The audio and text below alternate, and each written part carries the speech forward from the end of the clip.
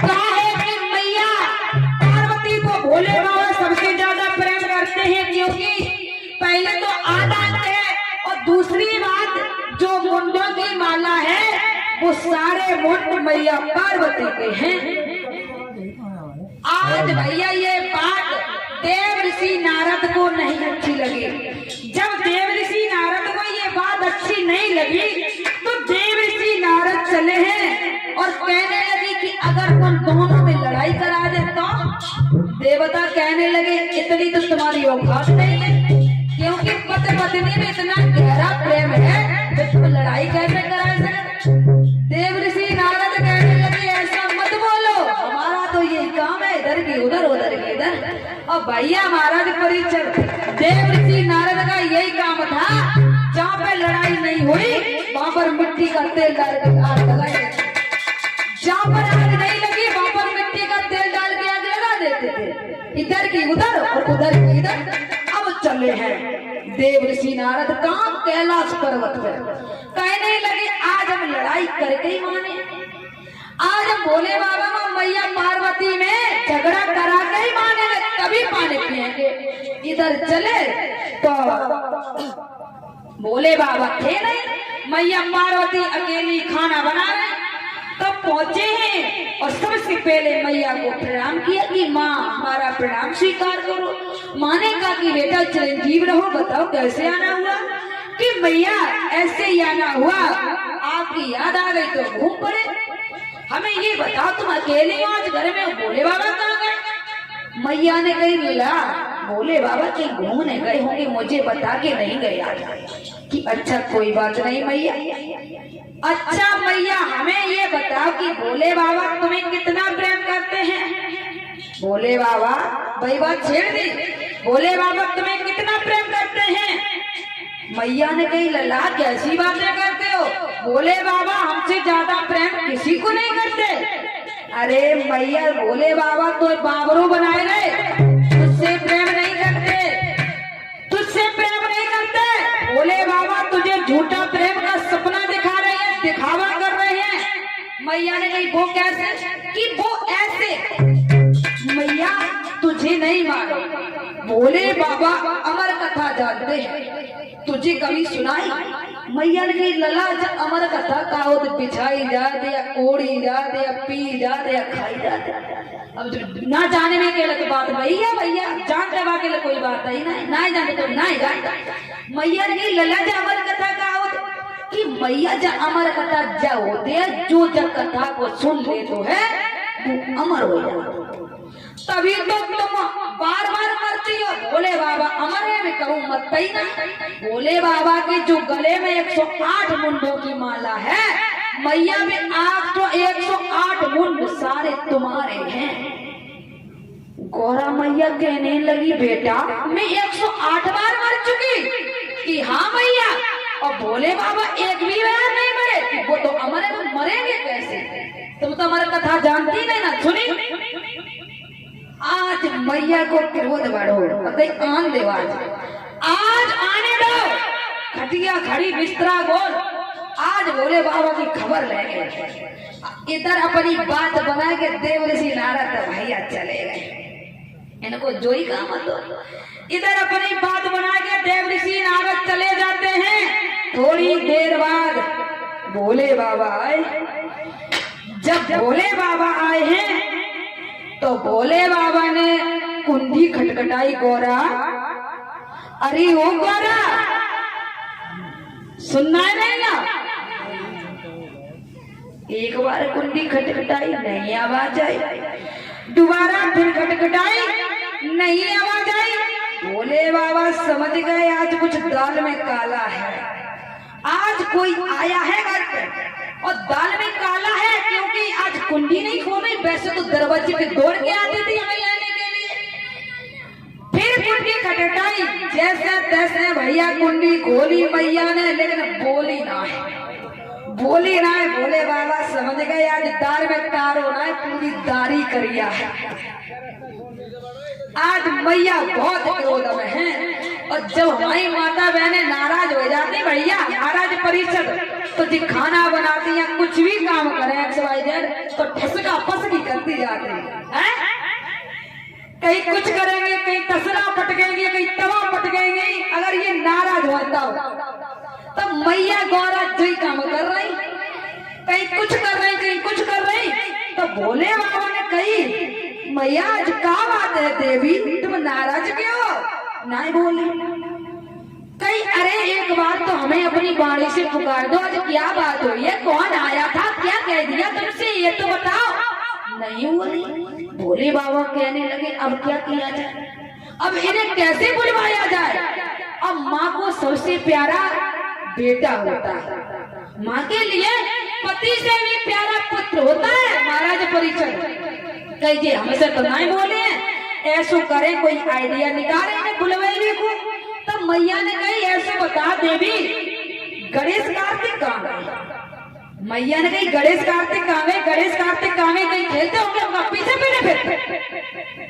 भोले बाबा चुप रह गए। चला भगवान बोली तो कैसे बोली, नर्राय के बोली या धीमे बोली, बोली तो। थोड़ी देर बाद भगवान के प्यारे भक्तों वार्तालाप शुरू हुआ। वार्तालाप शुरू हुआ तो बातें शुरू हुई। तो मैया पार्वती कहने लगी अच्छा भोले बाबा जा बताओ, जा अमर कथा का चीज है, जा अमर कथा का है। भोले बाबा कहने लगे बस इतनी सी बात पे उतने खन से नाराज हो, बोलना ही नहीं। जो अमर कथा का है, अमर कथा जा है, जो इसे सुन लेता है वो अमर हो जाता है। तो भोले बाबा तुम सबसे ज्यादा प्रेम कहने करते। तो भोले बाबा बोले जो कोई पूछने की बात है, सबसे ज्यादा हम तुम्हें चाहते, तुम्हारे अलावा किसी को नहीं चाहते। कहीं फिर ये अमर कथा हमें क्यों नहीं सुनाई, ये अमर कथा हमें क्यों नहीं सुनाई। भोले बाबा कहने लगे अमर कथा तो सुना देते, लेकिन अब महाराज परीक्षित लेकिन किंतु परंतु अचानक, लेकिन किंतु परंतु अचानक जहाँ पर ये चार शब्द आ जाए वहां पर शंका हो जाती है। उदाहरण के तौर पर समझा दें, जैसे किसी भाई की शादी होके आए, किसी भाई की शादी होके आए और कितनी अच्छी बहू हो, कितनी अच्छी बहू हो, अगर हमारी मैया देखने जाए तो कहीं फराने लला की बहू तो बहुत अच्छी है, अरे बहू बहुत अच्छी है, अरे बहू तो बहुत ही अच्छी है। लेकिन महाराज परीक्षित लेकिन आई तो कुछ गड़बड़ जरूर है क्या ना। बहू तो बहुत ही अच्छी है, अरे बहुत अच्छी है, लेकिन किंतु परंतु अचानक जहाँ पर चार शब्द आ जाए वहाँ पर शंका हो जाती है। लेकिन का मतलब बहू तो बहुत ही अच्छी है, लेकिन बड़ी नेक नाक बड़ी। तो गौरा मैया कहने लगी भोले बाबा लेकिन का मतलब क्या है, कि लेकिन का मतलब ये है गौरा ये कथा एकांत में सुनाई जाएगी, हम तुम्हें सुना देंगे, एकांत में सुनाएंगे, क्योंकि इस कथा को जो भी सुन लेगा वही अमर हो जाएगा। मैया गौरा कहने लगी कुछ भी हो हमें ये कथा सुनाइए, हम कुछ भी नहीं जानते, हम ये कथा सुनेंगे। आज भगवान के प्यारे भक्तों भोले बाबा पहुंचे हैं मैया पार्वती को लेकर के कहा, कैलाश की ऊंची वाली चोटी पे, सबसे ऊंचे वाले पर्वत पे पहुंचे और पहली ताली बजाई है तो सभी पशु पक्षी उड़ गए। दूसरी ताली बजाई तो भगवान का त्रिशूल परिक्रमा करके लौट आया कि प्रभु कोई नहीं है। लेकिन एक करिश्मा हुआ, ऐसा हुआ था तो कोई नहीं, लेकिन एक तोते का अंडा था, सिर्फ अंडा था और कुछ नहीं था। जिस समय दूसरी ताली बजाई है तो त्रिशूल परिक्रमा करके लौट आया और कहा है कि प्रभु कोई नहीं है। आज भगवान भोलेनाथ कथा सुनाने के लिए तैयार हैं और कहने लगे हैं गौरा कथा को ध्यान पूर्वक सुनना, क्योंकि ये ऐसी वैसी कथा नहीं है, अगर तुमने ध्यान पूर्वक सुन लिया तो तुम हमेशा के लिए अमर हो जाओगे। और एक बात और बताएं गौरा, इतना मदहोश हो जाता हूँ, इतना कथा में मुग्ध हो जाता हूँ कि मुझे सुध बुध नहीं रहती कुछ भी। इसलिए तुम ऐसा करना, मैं कैसे जानूंगा कि तुम कथा सुन रही या सोई गई? ऐसा करना, तुम हमें हुंकरा देती रहना, हमें हुंकरा देती रहना। आज भी जमाना है ये, अगर बब्बा नाती को कथा सुनाए, रात में कुछ कहानी सुनाए तो कहीं लला हुंकरा दे जाइए, हैं? क्या तो कहना? अगर छोटे से नाती को कहानी सुनाए, हमारी दादी हमें सुनाओ करती अबे अगर नाती को कहानी सुनाए तो कहेंगे कि बेटा हुंकरा दे जाइए, तो नाती हुंकरा दे जाते हैं। आज भगवान के प्यारे भक्तों, मैया गौरा कहने लगी ठीक है भोले बाबा, हम हुंकरा देते जाएंगे। आज भोले बाबा ने कथा सुनानी प्रारंभ की है। कैसे?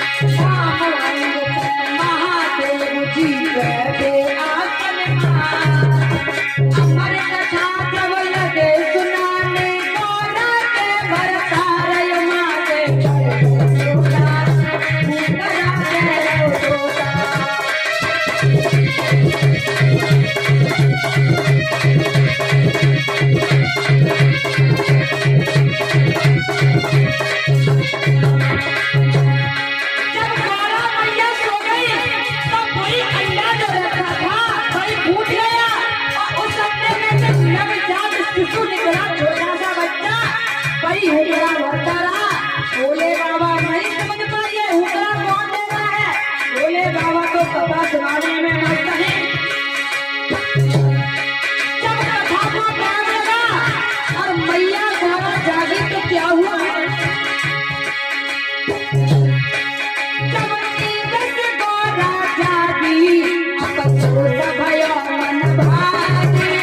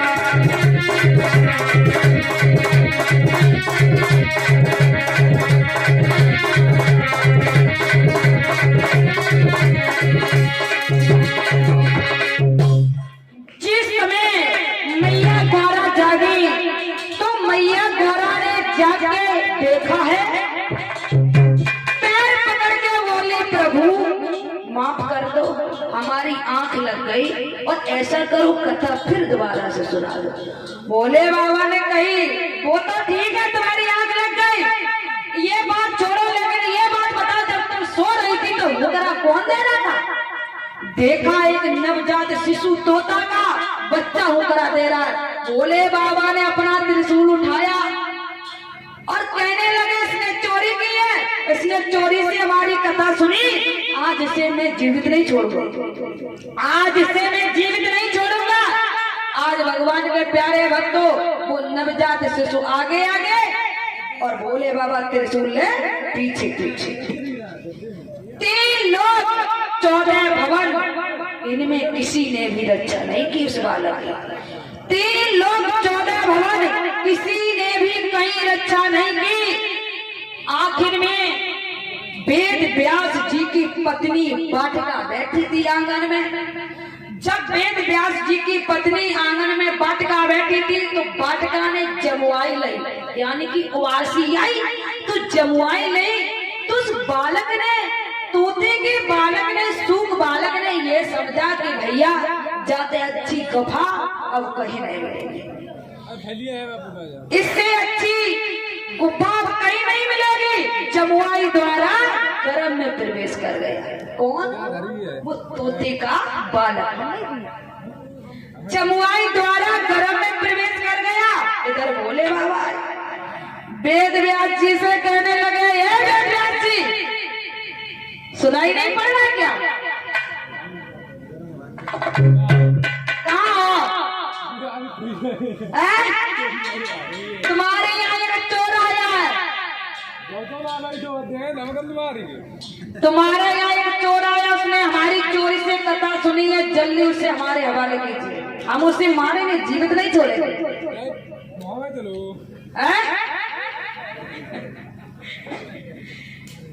हमारे मंजिल भैया क्या कह रहे हैं, वो तो मुंह में चलो।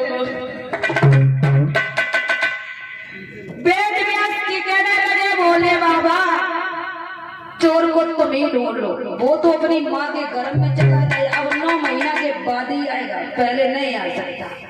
भोले बाबा कहने लगे, हम उसे लेकर जाएंगे, 9 महीना के बाद आएगा, तुम 1 वर्ष की समाधि लगा लेते, नहीं बैठे। सूख वाला गर्भ के अंदर से बोला, अरे भोले बाबा समाधि लगाई तो इतनी कंजूसी से हम तो वैसे उम्र हो चुके अब, क्योंकि अमर कथा सुन गई तुम तो वैसे नहीं मार पाया है, और तुमने समाधि लगाई 1 वर्ष की, इतनी कंजूसी से हम गर्भ के अंदर 16 वर्ष की समाधि लगाए ले रहे। 1 वर्ष के बाद भोले बाबा जागे, वेद व्यास जी से कहा उस दुष्ट को हमारे हवाले करो। उसने हमारी अमर कथा सुनी है चोरी से। वेद व्यास हाथ जोड़ के बोले, भोले बाबा माफ कर दो उसे, जन्म लेना तो दूर की बात, उसका आकार भी नहीं बढ़ा अभी, उसका अभी आकार भी नहीं बढ़ा, जन्म लेना तो बहुत दूर की बात है। अब ऐसा लगता है कि वो बालक डर की वजह से बाहर नहीं आ रहा, उसे डर लग गया, वो डर की वजह से बाहर नहीं आ रहा है। तुम ऐसा करो, उसे माफ कर दो।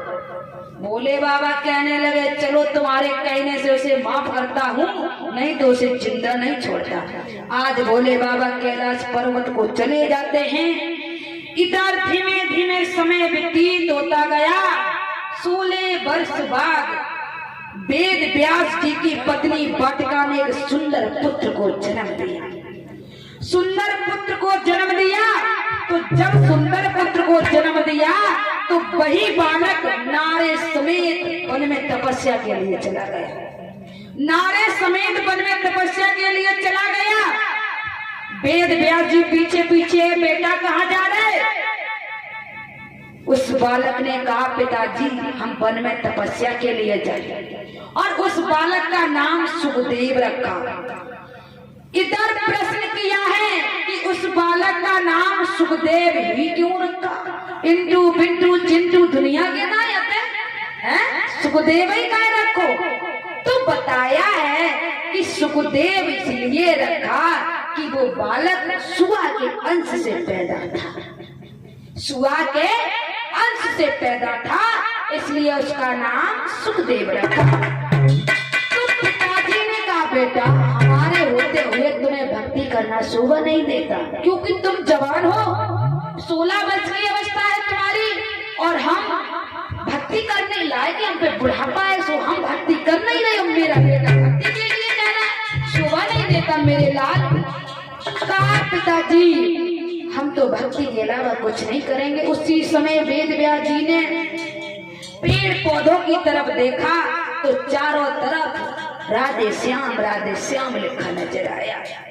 वेद व्यास जी ने देखा तो चारों तरफ सुखदेव का नाम लिखा नजर आया।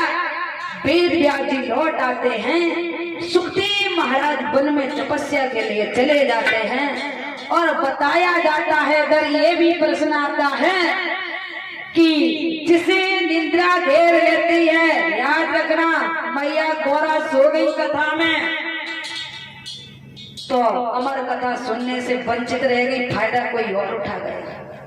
फायदा वो एक पक्षी उठा गया, और जो स्वयं देवी थी वो रह गई। इसलिए जो सोता है वो खोया जाता है। ज्यादा सोना भी नहीं चाहिए, ज्यादा सोना भी, सोना 2 प्रकार का होता है। एक तो सोना सोना होता है जो सोया जाता है, और दूसरा सोना वो होता है जो कानों में पहना जाता, गले में पहना जाता, हाथों में पहना जाता, उसे भी तो सोने कहते हैं। दिन में हमारी माता बहनें कानों में धोती ऐसी करके दिखाती हैं सोना, और नाइट में ऐसे झांपती है कि चोर ना आ जाए। सोना तो सोना खराब ही होता है, चाहे कैसा भी सोना हो।